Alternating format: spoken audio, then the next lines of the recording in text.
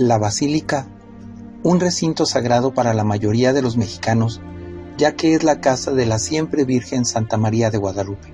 Hoy, el templo expiatorio a Cristo Rey, el cual se inicia a construir el 25 de marzo de 1695, posterior a las apariciones de la Señora del Tepeyac, según el Nican Mopohua, donde se narraba la impresión de su imagen en la tilma del indio Juan Diego, y que fue finalmente terminado en abril de 1709.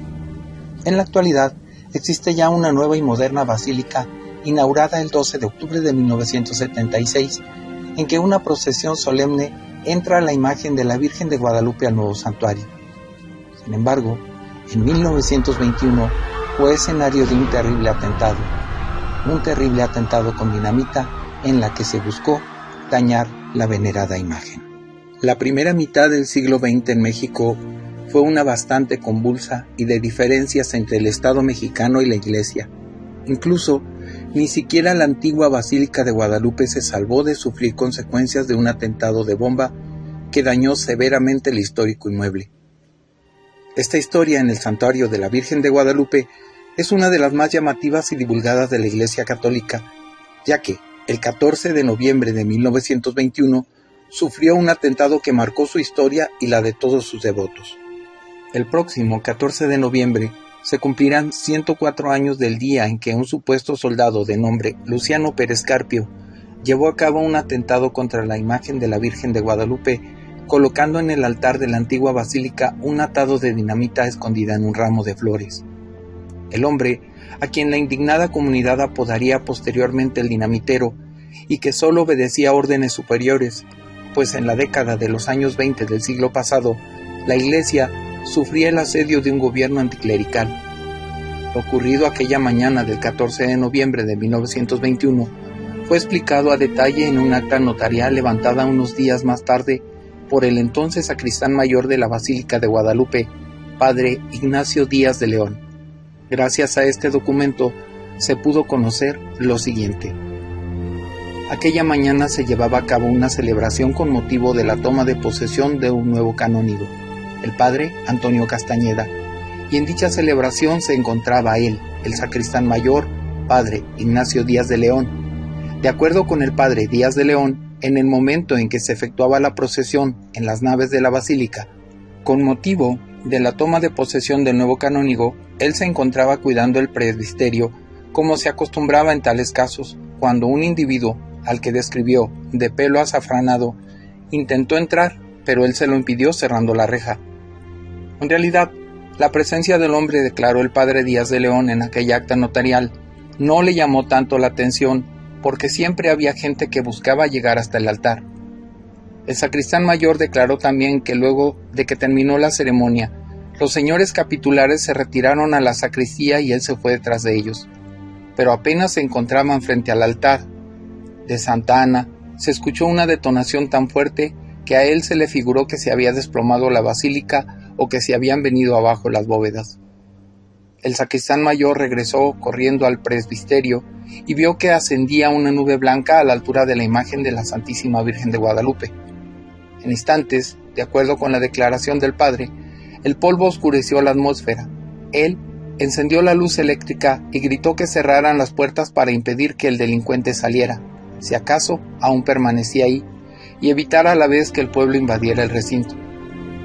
Bajo el cuadro de la Virgen de Guadalupe, declaró el padre, se veía el mármol casi pulverizado. En el lugar donde se supone puso la bomba, vio también los candelabros caídos, los floreros hechos pedazos y el Santo Cristo de bronce hecho un arco. Sin embargo, de la manera más sorprendente, no le pasó nada a la sagrada imagen de la Virgen de Guadalupe ni al cristal que la cubría, pues una figura de Cristo de metal asumió el golpe de la detonación, quedando doblada en un arco. Hoy día, ese crucifijo de metal, al que se le dio el nombre del Cristo del atentado, se encuentra exhibido en la Basílica de Guadalupe para su veneración, como testigo del amor de Jesús hacia su madre, la Virgen María. La entidad religiosa explica que la dinamita minera hizo estragos en la basílica, pero por alguna llamativa y curiosa razón no rompió el cristal que cubría el ayate de la Virgen de Guadalupe. Incluso Se menciona que la onda expansiva se había escuchado a 1 kilómetro a la redonda del recinto religioso, haciendo que las ventanas de las casas vecinas estallaran en pedazos. Pero, ¿por qué hubo un atentado en la antigua Basílica de Guadalupe? No hay como tal una versión oficial de los sucesos. No obstante, la Arquidiócesis Primada de México señala que Pérez Carpio era un hombre que trabajaba para el Estado mexicano. El hecho fue durante la mañana y cuando se le señaló como el autor del atentado, la gente se volcó contra él. Tras su detención, había molestia e indignación entre creyentes y clérigos. Álvaro Obregón, entonces presidente de la República, habría ordenado su liberación tras falta de pruebas, lo que sorprendió y generó un malestar generalizado. En una charla cultural del Fideicomiso Centro Histórico de la Ciudad de México, se explica que supuestamente Álvaro Obregón le dijo al regente de la Basílica de Guadalupe lo siguiente: «Dé usted garantías al preso que acaban de detener, yo mando por él». En este espacio cultural se explica que durante un presbiterio, un grupo de obreros entre los que se encontraba Pérez Carpio, también conocido como el dinamitero, supuestamente dejó un ramo de flores con dinamita oculta sobre el altar. Las diferencias entre el Estado mexicano y la Iglesia se hicieron evidentes con la promulgación de la progresista Constitución de 1917, que estipuló en su artículo 27, fracción segunda, que las iglesias tenían prohibido adquirir, poseer o administrar bienes raíces y capitales impuestos sobre ellos. Pero no solo eso, pues también se reformó que todos los templos pasaran a ser propiedad de la nación representada por el gobierno federal. Álvaro Obregón llevó al pie de la letra dicha reforma y esto le trajo un inminente descontento clerical. Este suceso fue la antesala de la Ley Calles y posteriormente de la Guerra Cristera, que ocurrió de 1926 a 1929. Es bajo este contexto de diferencias entre el gobierno de México y la Iglesia que se da el atentado que la Arquidiócesis Primada de México asegura que fue contra de la Virgen de Guadalupe. Pérez Carpio fue liberado por falta de pruebas, aunque tampoco se pudo relacionar el atentado con el gobierno. No obstante, el acusado fue señalado por el resto de su vida, incluso tras su muerte.